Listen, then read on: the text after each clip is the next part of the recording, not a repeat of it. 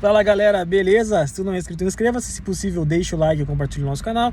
Se tiver interesse em concorrer carros, iPhone, prêmios em dinheiro, entre no nosso site carrosdohenrique.com.br e lá no Instagram, @carrosdohenrique. No momento, pessoal, 2 ações abertas. A nossa 8ª ação, onde por apenas R$14,90 você concorre a esse Bora aqui. Bora com teto solar, roda aro 18, o ganhador escolhe também se quiser levar ele com a roda original aro 16. Carro com suspensão esportiva, vai a original também. Enfim, carro top de linha, pessoal, manual, chave reserva, carro realmente muito íntegro. Por apenas R$14,90 esse Bora pode ser seu e tem frete grátis. E eu também abri a nossa 9ª ação, onde por apenas R$1,50 você concorre a um iPhone 12 ou R$4.000 no Pix. Participe! Bom galera, hoje vou falar sobre o Volkswagen Santana. Para começar, que muitas pessoas não sabem, mas o Santana, conhecido aqui no Brasil como Santana, na verdade ele é uma nova geração do Passat. Na época dele, ele seria o substituto do Passat. Então ele veio para cá, no Brasil ele foi nomeado de Santana, mas na verdade ele foi uma geração do VW Passat. O projeto do Santana se iniciou em 1977 e ele foi lançado na Europa em 1981. Ele compartilha a plataforma com o Audi 100. O Audi 100 é o irmão aí do Santana, tá? Lembrando, lá fora esse carro se chama Passat. Inclusive, a título de curiosidade, muitas pessoas que têm Santana Turbo, né, e tal, tem aí o pensamento de montar esse carro com tração integral. Por quê? Porque o Audi 100, que usa a mesma plataforma, teve algumas versões com tração integral. E aqui no Brasil, o Santana, ele conviveu com o seu antecessor, o Passat. Aquele Passat normal, 2 portas, que também teve a versão 4 portas chamada iraquiana, mas o Passat tradicional aqui no Brasil, lançado em 74 e que foi produzido até 89, ele conviveu há alguns anos com o seu substituto, o Santana, que lá fora, como eu falei, é Passat. E também, pessoal, o nosso Santana, ele conviveu com o seu substituto, o Passat, que veio aqui para o Brasil ali por 94, 95, então eles também conviveram juntos. O Santana, ele conviveu com o seu antecessor, o Passat, mais conhecido aí como Passat Fastback, né, que é aquela tem carroceria 2 portas, e também com o seu sucessor, o Passat Sedã, Passat alemão. O Santana foi lançado oficialmente no Brasil em 1984, 3 anos depois do lançamento na Europa. O Santana foi o primeiro carro médio a ser vendido pela VW aqui no Brasil. Ele também trouxe uma inovação, que era o câmbio de 5 marchas e também a caixa automática de 3 marchas. Ele possuía carroceria com 2 e 4 portas e 3 versões, CS, CG e CD. CS de entrada Comfort Silver, CG intermediária Comfort Gold e CD a topo de linha Comfort Diamond. O motor, num primeiro momento, era o AP 1.8 com biela curta, e esse motor poderia ser a gasolina ou a álcool. Com esse motor AP 1.8, o desempenho não era lá aquela coisa toda, afinal o Santana é um carro relativamente pesado, mas ele tinha um desempenho sim ok para a época. Tinha máxima aí de cerca de 170 km por hora e um 0 assim na faixa de 12 segundos, então era marcas até que boa para a época. Mesmo sendo um carro muito competente, um carro que era robusto, que tinha uma boa reputação, ele não conseguia bater o Monza. Então em 87, o Monza, lembrando que o Monza nessa época ele foi um carro médio 3 anos consecutivos o mais vendido. E isso até hoje, pessoal, nenhum carro, sem ser carro popular, bateu essa marca do Monza. Então em 87 a Volkswagen, a fim de tentar bater o Monza, fez algumas reformulações no Santana, tanto dianteira como traseira, e além da mudança de nomenclatura, mudou para o CS, mudou para C de Comfort, o CG mudou para CL, Comfort Luxo. Aí tivemos também a versão GL, Gran Luxo, e a GLS, Gran Luxo Super. Esse motor 1.8 também foi reformulado, aí sim entrou o motor AP, que é o mais conhecido, o motor AP 1.8 com biela longa. Esse motor tem um pouquinho mais de desempenho que o 1.8 anterior. Em 1988, a fim de realmente suprir a questão da potência, resolveram trazer o motor 2.0 AP. Aí o desempenho do Santana mudou de patamar, começou a ter um 0 a 100 aí na faixa de 10.5 segundos, um número bem interessante, e a velocidade máxima além dos 182 km por hora. Em 1990, embalado no sucesso que foi o Gol GTI quadrado, a Volkswagen resolveu fazer uma versão EX, também conhecido como executivo do Santana. Era um Santana top de linha, pessoal. Roda BBS, itens exclusivos no interior e no exterior. O carro tinha um motor 2.0 igual do Gol GTI. Enfim, o carro era muito top de linha e muito caro também. Ele custava mais que um Gol GTI na época. Foram produzidas pouco mais de 4.000 unidades do Santana EX, então isso faz com que ele seja um carro um tanto quanto raro hoje em dia. A maior reestilização que o Santana sofreu aqui no Brasil foi em 1991, a partir daí se torna a minha geração preferida do carro.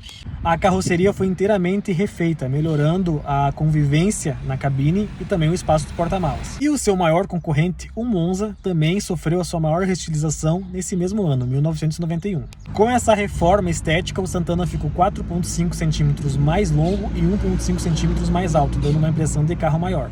Os motores continuavam o mesmo, 1.8 carburado, 2.0 carburado e 2.0 injetado. Mas o consumo e desempenho em velocidades final melhorou um pouco devido a uma melhor aerodinâmica do carro. Inicialmente, essa nova carroceria veio apenas na versão 2 portas. Poucos meses depois foi lançada a carroceria 4 portas. E além disso, o novo Santana veio com freios ABS junto dessa carroceria 4 portas, o que foi uma inovação, já que foi o primeiro carro nacional a contar com esse sistema. Em 1993, o motor 1.8 AP também passa a contar com injeção eletrônica, aposentando o carburador. Em 1996 para 97, o Santana já estava enfrentando aí algum certo declínio nas suas vendas, já que era um carro com mais de 10 anos no mercado, e esse meio dos anos 90 aí foi muito difícil para os carros nacionais, porque começou a ter uma enxurrada de carros importados. Então o Santana acabou ficando um pouco aí numa situação complicada, já que tinham carros, inclusive na própria Volks, eles já tinham trazido o novo Passat. Então teve uma grande queda nas suas vendas. Nesse mesmo ano, o motor 1.8 com injeção eletrônica, que tinha uma injeção eletrônica sim, mas uma injeção eletrônica um tanto quanto antiquada, ganhou uma injeção eletrônica melhor. Todas as versões passaram a contar com injeção multiponto, a MI, e também a nomenclatura das versões mudou. A versão de entrada passou a não contar mais com nenhum nome, e a versão intermediária passou a se chamar Evidence e a topo de linha Exclusive. Em 1999, o Santana sofreu a sua última reestilização. Mudava faróis e lanternas, ficando um pouco maiores, o emblema da VW ficou mais moderno, e eu acho que a maior diferença dessa última facelift aí do Santana é a exclusão do quebra-vento. O Santana, a partir desse ano, deixou de ter quebra-vento. Melhorias internas que ele sofreu nesse último facelift foram o volante, console central e o painel de instrumento. O interessante é que o Santana, mesmo nas suas versões de entrada, sempre foi um carro que tinha aí um apelo de luxo. Já nos anos 2000, ele passou a ser mais usado por taxistas, frotistas, quem fosse usar o carro para trabalhar. Ele perdeu todo aquele status e glamour que ele teve aí nos anos 80 até metade aí dos anos 90. A partir de 2001, as versões mudaram apenas para a versão Sportline e Comfortline. Motor 1.8 e motor 2.0 se manteram inalterados. Em 2006, o Santana já era um carro totalmente defasado, e então a VW decidiu por tirá-lo de linha. Era um carro com 22 anos de mercado, cerca de 550 mil unidades produzidas e até mesmo unidades exportadas. Um carro que certamente marcou época e foi um símbolo aí de status para a VW. Bom, pessoal, o intuito do vídeo, claro, sempre contando um pouco da história, principalmente da história desses carros aí que a gente gosta tanto, carros que marcaram o mercado brasileiro. Vale a pena ou não ter um Santana nos dias de hoje? Eu digo para vocês que vale a pena, sem dúvida alguma. Um carro sem nenhuma grande dificuldade de manutenção, ainda tem, claro, alguma peça mais exclusiva de acabamento você pode encontrar alguma dificuldade, mas no geral você não vai ter grande dificuldade para manter esse carro. Qual é o maior pênalti que eu diria do Santana? Consumo, principalmente na cidade, pessoal. Ele não é um carro tão econômico na cidade, apesar de ser um motor 4 cilindros, é um motor tanto quanto gastador, né, na cidade. Na estrada até que as médias são ok, dentro do esperado. Lembrando que o Santana é um carro relativamente pesado, então não tem muito milagre na cidade, tá, pessoal? O consumo dele vai ser um pouco alto. Eu digo assim que numa cidade como a minha, uma cidade com 60 mil habitantes, o trânsito travado, cheio de rótulos, etc., o consumo, como eu sempre digo, muda muito de cidade para cidade, de localização geográfica. Mas aqui um Santana aí vai fazer na média de 6,5 a 7 por litro, não mais do que isso, tá? No geral, pessoal, o carro é muito confortável, o carro tem um bom espaço interno. Tudo isso que eu tô falando também vale para Quantum, tá? Então são carros muito confortáveis, bom espaço interno, um bom desempenho principalmente nos motores 2.0. Existiram versões do Santana muito completas, pessoal, versão com teto solar, versão com ABS, versão com ar-condicionado, enfim, existiram versões aí realmente um carro topo de linha. Claro que essas versões hoje em dia são um tanto quanto raras principalmente deixar em bom estado, mas existiram versões muito completas do Santana. E mesmo as versões aí intermediária já tem um pacote de opcionais bem interessante, com ar-condicionado, direção hidráulica, vidro elétrico, enfim. É um carro que vale muito a pena. Você tem que estar ciente aí do consumo, tá, pessoal? O consumo dele na cidade principalmente, não é grande coisa. Ele é um carro que ele tem um desempenho bem interessante, como eu falei, principalmente nas versões 2.0.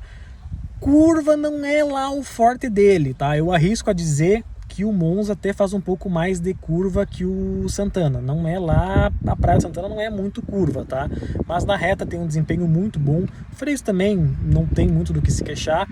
Outra coisa que eu acho que deve ser prestar atenção, pessoal, é os primeiros injetados. Essas injeções muito antigas, essas primeiras injeções do Santana, principalmente as de um bico só, merecem um pouco mais de atenção, tá? São injeções aí que costumam incomodar um pouquinho mais. Se você quer um Santana, e não estamos falando aqui de um Santana de coleção, de um Santana... Não, estamos falando de um Santana para você usar no dia a dia. Eu aconselho a você pegar já com a injeção MI. Eu acho que é mais interessante você pegar um Santana MI, que é um carro que você vai poder usar aí com menos problemas, tá? Não que a injeção de um bico dê muito problema, não é isso, mas ela é um pouco mais enjoada, um pouco mais chata que essa injeção mais moderna. Sobre motorização, não tenho o que falar, né, pessoal? Motorização super tranquila, até hoje você vai achar peça até na padaria para esse motor, não tem muito que dar errado. Eu não indicaria tanto a compra de uma versão automática, a não ser que seja um carro aí, um carro muito zero, um carro que você vai guardar, um carro que você encontrou lá muito imaculado. Caso contrário, caso você queira um carro para usar, para curtir um pouco e tal, vá no manual que não tem muito que dar errado, beleza? E é isso aí, pessoal, o carro vale muito a pena, um carro que marcou época, um carro que deixou saudade. Eu quero muito trazer um carro desses, principalmente ainda se eu conseguir uma versão exclusive ou uma GLSI. Não vou prometer que seja uma versão dessas porque é difícil, mas eu quero trazer muito ainda um Santana para nossa página, porque é um carro que marcou época, um carro muito confortável, um carro aí que realmente vale a pena se ter ainda nos dias de hoje, beleza? Muito obrigado por ter assistido o vídeo, tamo junto!